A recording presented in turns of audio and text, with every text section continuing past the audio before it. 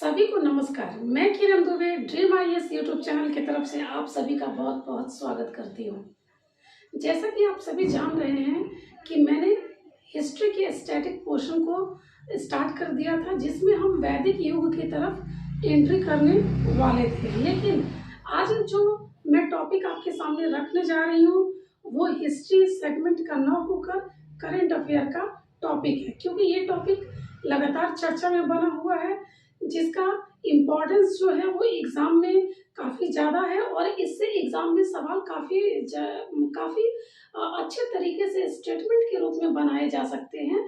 तो आज का जो हमारा टॉपिक है वो स्टैटिक पोर्शन से थोड़ा सा हट के करंट अफेयर बेस्ड है। जैसा कि आप सभी देख रहे हैं कि आज का जो हमारा टॉपिक है वो है वैश्विक बहुआयामी गरीबी सूचकांक 2022। ठीक है, ये करंट अफेयर का आज का हमारा मुद्दा है। ये बहुत इंपॉर्टेंट टॉपिक इसलिए हो जाता है क्योंकि इससे यूपीएससी या फिर किसी स्टेट पीसीएस या फिर किसी छोटे एग्जाम में यहाँ से सवाल पूछ लिए जाते हैं कि इस इंडेक्स को किसके द्वारा प्रकाशित किया गया है, इसे कौन प्रकाशित करता है। ठीक है, इस तरह से स्टेटमेंट बना के एग्जाम में पूछ लिए जाते हैं प्रश्न के रूप में। इसलिए मुझे लगा कि ये जो सेगमेंट है ये काफ़ी ज़्यादा इम्पोर्टेंट है, तो आज मैंने आपके सामने करंट अफेयर का ये टॉपिक रखा है। तो चलिए देर न करते हुए शुरुआत करते हैं आज का जो हमारा करंट टॉपिक है। लेकिन इससे पहले मैं हमेशा की तरह एक बात आपसे कहना चाहूँगी कि अगर आप इस चैनल पे नए हैं तो इस चैनल को लाइक शेयर एंड सब्सक्राइब करना ना भूलें, साथ ही बेल आइकन प्रेस करना भी ना भूलें। तो चलिए देखते हैं कि आज का जो हमारा टॉपिक है उसमें क्या क्या हम जानेंगे। आज का जो ये हमारा मुद्दा है इसमें हम ये जानेंगे कि आखिर ये चर्चा में क्यों है, चर्चा में क्यों है। दूसरा हम ये जानेंगे कि एमपीआई क्या होता है।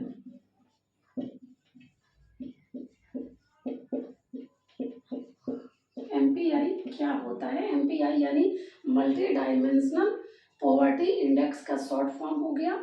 एमपीआई क्या होता है। तीसरा हम जानेंगे कि इस एमपीआई 2022 से क्या क्या निष्कर्ष निकाले गए हैं। ठीक है, अगला पॉइंट हम जानेंगे कि एमपीआई में भारत का प्रदर्शन कैसा है। इन सभी बातों को हम जानेंगे, लेकिन इन सभी बातों को जानने के लिए हम एक एक करके अपने सेगमेंट की तरफ आगे बढ़ेंगे, क्योंकि अगर हम इतना जान लेते हैं तो ये जो हमारा आज का टॉपिक है, जो करंट अफेयर का जो ये मुद्दा है, वो आप काफ़ी हद तक कवर कर सकते हैं। ठीक है, वो चाहे नॉलेज के लिहाज से हो या फिर एग्जाम के इम्पोर्टेंस के लिहाज से हो। ठीक है, तो चलिए देखते हैं कि आखिर ये चर्चा में क्यों है।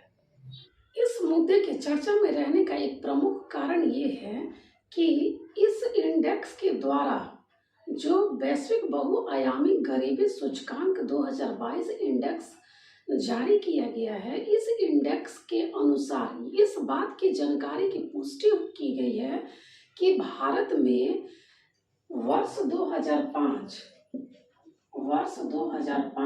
6 और 2019 से 21 के बीच भारत में जो गरीबी का स्तर है, जो गरीबी में गिरावट है, वो 415 मिलियन का गिरावट है। कितना का गिरावट है? 415 मिलियन का गिरावट दर्ज किया गया है। ये बहुत बड़ी उपलब्धि है भारत के लिए, हम सब के लिए, क्योंकि ये जो रिपोर्ट है ये साफ जाहिर करता है कि भारत में गरीबी स्तर में काफ़ी हद तक कमी आई है। ठीक है, इसलिए ये जो मुद्दा है ये काफ़ी ज़्यादा चर्चा में बना हुआ है। और ये जो आपको बहुआयामी गरीबी सूचकांक है, ये जो गरीबी का मापन करता है, इसमें इस गिरावट के स्तर को एक आंकड़े के रूप में मापा गया है, जो कि मैं आपको आगे बताऊंगी। ठीक है, अब अभी तो हम फिलहाल ये जान लिए कि इसकी चर्चा में रहने का मुख्य कारण क्या था। दूसरा हम ये जानेंगे कि एमपीआई क्या होता है। ठीक है, तो चलिए देखते हैं कि एमपीआई आखिर होता क्या है। तो एमपीआई में आपको मैंने इसका फुल फॉर्म बता दिया है कि एमपीआई का फुल फॉर्म होता है मल्टी डायमेंशनल। ठीक है, लेकिन ग्लोबल लगा देने से ये वैश्विक सूचकांक एक प्रकार का है। ठीक है, ये न सिर्फ भारत के लेवल पे बल्कि ये विश्व के लेवल पे इस सूचकांक को, इस इंडेक्स को जारी किया जाता है। ठीक है, तो इसलिए इस इंडेक्स के आगे हम ग्लोबल लगा देते हैं। तो इसका जो फुल फॉर्म हो गया global multi dimensional poverty index 2022। अब हम प्योर तरीके से जान लेते हैं कि आखिर एमपीआई क्या होता है। ठीक है, जैसा कि आप देख रहे हैं कि मैंने सामने लिखा है कि एमपीआई को प्रकाशित करने वाली संस्था। ठीक है, तो इस बहुआयामी गरीबी सूचकांक को आखिर कोई संस्था जारी करती होगी ना। तो इस संस्था को जारी करने, इस इंडेक्स को जारी करने वाली जो संस्था है, हम उसके बारे में जान लेते हैं, क्योंकि यही से प्रश्न सीधे एग्जाम में बनते हैं कि एमपीआई इंडेक्स को जारी करने वाली संस्था कौन कौन सी है। ठीक है, तो आइए यहाँ जान लेते हैं कि एमपीआई को प्रकाशित करने वाली संस्था कौन सी है। तो सबसे पहले जो संस्था है वो है OPHI, Oxford poverty and human development initiative. ठीक है, एक ये संस्था है, ओपीएचआई शॉर्ट फॉर्म में याद कर सकते हैं। साथ ही संयुक्त राष्ट्र विकास कार्यक्रम यानी यूएनडीपी, इसको हम शॉर्ट फॉर्म में कह सकते हैं। ठीक है, यूएनडीपी के मानव विकास रिपोर्ट कार्यालय द्वारा इस इंडेक्स को जारी किया जाता है। ठीक है, तो यहाँ दो इम्पोर्टेंट बात हो गई हमारे सामने कि सबसे पहले कि ओपीएचआई, इसको हम शॉर्ट फॉर्म में याद कर सकते हैं। दूसरा, यूएनडीपी के मानव विकास रिपोर्ट कार्यालय द्वारा इसे जारी किया जाता है, इसे प्रकाशित किया जाता है। ठीक है, यहाँ तो हम ये दो बातें जान लिए। तीसरी बात अगर मैं आपको ये बताऊं कि ये जो इंडेक्स है ये 100 से अधिक विकासशील देशों में गरीबी को मापता है। कितने? ये जो इंडेक्स है वो 100 से अधिक विकासशील देशों में गरीबी को मापता है, गरीबी को मापता है। ठीक है, इसमें एक दो स्टेटमेंट और है कि ये जो इंडेक्स है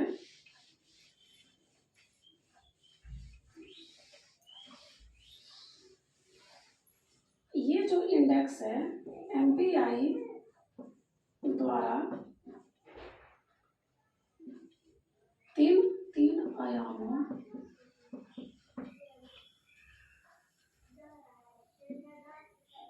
तीन आयामों एवं 10 संकेतकों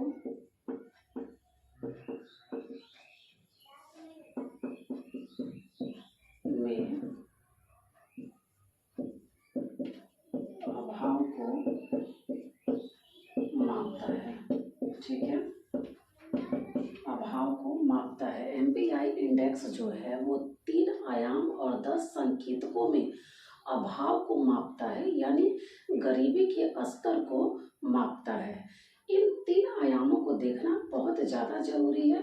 अगर हम इन 10 इंडिकेटर्स को छोड़ भी देते हैं तो ये जो 3 पिलर्स जो हैं हमारे इस इंडेक्स के, जो कि काफ़ी ज़्यादा इम्पोर्टेंट हैं, इनको जान लेना जरूरी है। तो आइए देख लेते हैं कि 3 जो डायमेंशन है, आयाम है, वे कौन कौन से हैं। तो सबसे पहला जो इसमें डायमेंशन तय किया गया है वो है शिक्षा। दूसरा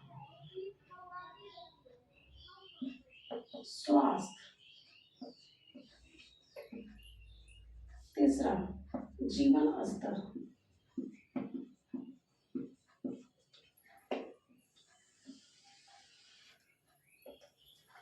शिक्षा में जो चीज हम रखते हैं वो है शिक्षा एवं स्वास्थ्य, ठीक है। वही हम स्वास्थ्य में बाल मृत्यु दर एवं पोषण को शामिल करते हैं। साथ ही जीवन स्तर में पेयजल, स्वच्छता,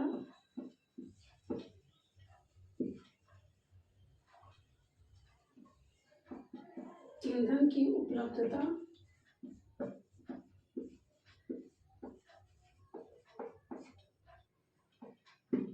बिजली इत्यादि को देखते हैं, ठीक है। सॉरी, यहाँ हमने 3 डायमेंशन को देखा, शिक्षा, स्वास्थ्य और जीवन स्तर। शिक्षा में हमने देखा कि स्कूली शिक्षा की व्यवस्था क्या है, साथ ही नामांकन का वर्ष, यानी बच्चे का नामांकन अगर उस वर्ष हो रहा है तो नामांकन की स्थिति क्या है। स्वास्थ्य के स्तर पे हमने देखा कि बाल मृत्यु दर और पोषण स्तर जो है वो कैसा है, ठीक है। वही जीवन स्तर में जो इस अभाव को मापता है उसके अंतर्गत पेयजल, स्वच्छता, बिजली, जो जीने का जो भी बेसिक बुनियादी जो चीजें हैं वे, ईंधन की उपलब्धता इत्यादि के अभाव को मापा जाता है, ठीक है। ये तो हमने जान लिया कि ये जो 3 आयाम हैं वे कौन कौन से हैं और उनके अंतर्गत किन किन अभावों को शामिल किया जाता है। अब हम इसके बाद देख लेते हैं कि इस इंडेक्स द्वारा आखिर क्या निष्कर्ष निकाले गए हैं, ठीक है। उसके बाद हम देखेंगे भारत की स्थिति या भारत का प्रदर्शन इसमें क्या है कि किस स्तर पे गिरावट गरीबी में आई है, ठीक है। एक बात और मैं आपको यहाँ बता दूं कि एमपीआई में 0 से 1 के बीच स्कोर को मापा जाता है, जिसमें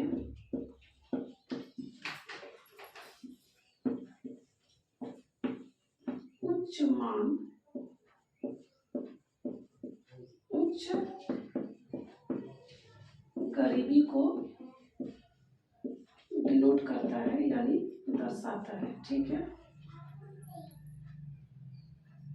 इस एमपीआई में जो स्कोर रखा जाता है वो 0 से 1 के बीच रखा जाता है। साथ ही इसमें जो इसका हाई मान होता है, हाईएस्ट जो मान होता है वो उच्च गरीबी को दर्शाता है। अगर किसी देश का अगर हाईएस्ट मान है तो वो उस देश की उच्च गरीबी को दर्शा रहा होता है, ठीक है। एक बात हम यहाँ जान ली। अब हम जान लेते हैं कि इस इंडेक्स से आखिर क्या निष्कर्ष निकाले गए हैं, ठीक है।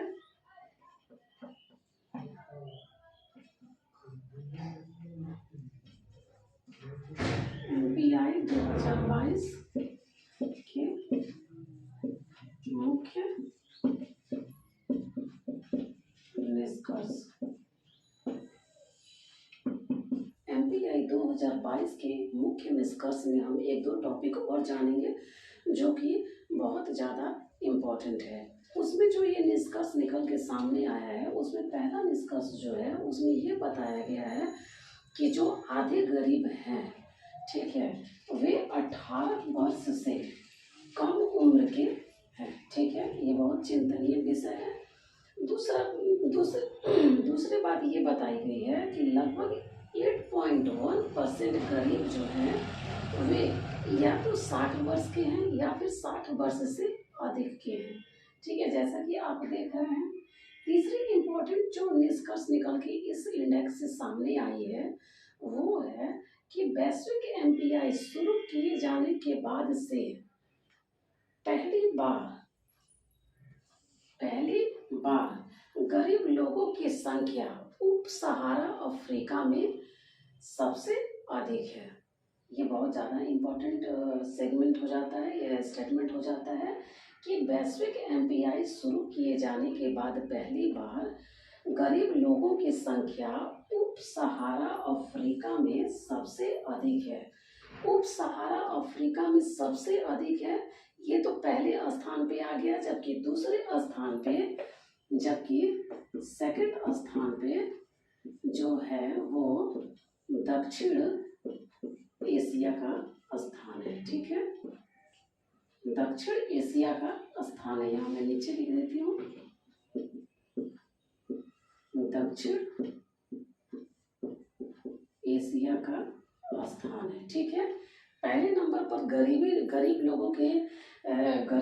लोगों की संख्या उप सहारा अफ्रीका में सबसे ज्यादा मापी गई है। ठीक है, ये पहले स्थान पे है, जबकि दूसरे स्थान पे दक्षिण एशिया को रखा गया है। ये दोनों जगह मिलकर कम से कम लगभग 83% आंकड़ा खुद रखते हैं अकेले, ये दोनों देश मिला के। ठीक है, तो ये जो निष्कर्ष है, ये जो मुख्य बिंदु है, इस इंडेक्स से निकल के सामने आते हैं। अब हम देख लेते हैं कि भारत का प्रदर्शन इस इंडेक्स में किस प्रकार है, और उस आंकड़े को हम देखेंगे जो कि भारत में गरीबी के स्तर यानी गरीबी में गिरावट को दर्शाता है। तो चलिए देखते हैं, इसमें जो भारत का प्रदर्शन बताया गया है कि गरीबी में गिरावट हुई है, उसको अगर हम आंकड़े के स्तर पर समझिए तो देश में गरीबी 2005-06 में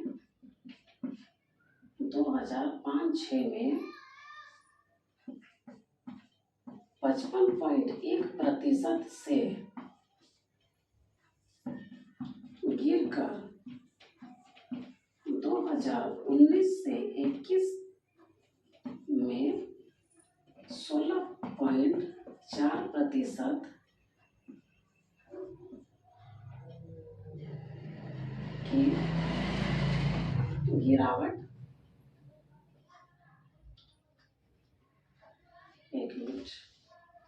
गिरकर 2019 से 21 में 16.4% हो गई। ये लगभग 15 वर्षों का आंकड़ा है। ठीक है, यहाँ दर्शाया जा रहा है कि देश में गरीबी जो है, भारत में जो गरीबी का प्रदर्शन, जो गरीबी स्तर में गिरावट की गई है, 2005-06 में ये जो गरीबी का स्तर था यानी लेवल था वो 55.1% था। वहां से गिरते हुए 2019 से 21 में ये जो गरीबी का लेवल है वो 6.4% तक आ चुका है, जो कि एक बहुत बड़ी उपलब्धि है भारत के लिए। ठीक है, ये लगभग 15 वर्षों का आंकड़ा आपके सामने है। ठीक है, साथ ही अगर हम एक और इम्पोर्टेंट बात करें तो भारत में राज्यों और केंद्र शासित प्रदेशों में जो सबसे जहाँ कम गरीबी है, सबसे कम गरीबी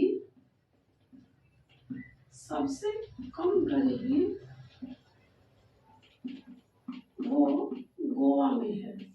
ठीक है, गोवा के बाद जम्मू कश्मीर में है, जम्मू कश्मीर का स्थान आता है। जम्मू कश्मीर के बाद आंध्र प्रदेश का स्थान आता है। आंध्र प्रदेश के बाद छत्तीसगढ़ का स्थान आता है। छत्तीसगढ़ के बाद राजस्थान का नाम आता है। एक बार फिर से मैं आपको रिमेम्बर करा दूं कि जो सबसे कम गरीबी है, राज्य और केंद्र शासित दोनों अगर जगहों की तुलना करें तो जो सबसे कम गरीबी आंकी गई है इस इंडेक्स के द्वारा, एमपीआई 2022 के द्वारा, तो सबसे कम गरीबी गोवा में मापी गई है। ठीक है, यानी कि गोवा में गरीबी ना के बराबर है। ठीक है, एंड देन जम्मू कश्मीर, आंध्र प्रदेश, छत्तीसगढ़, राजस्थान।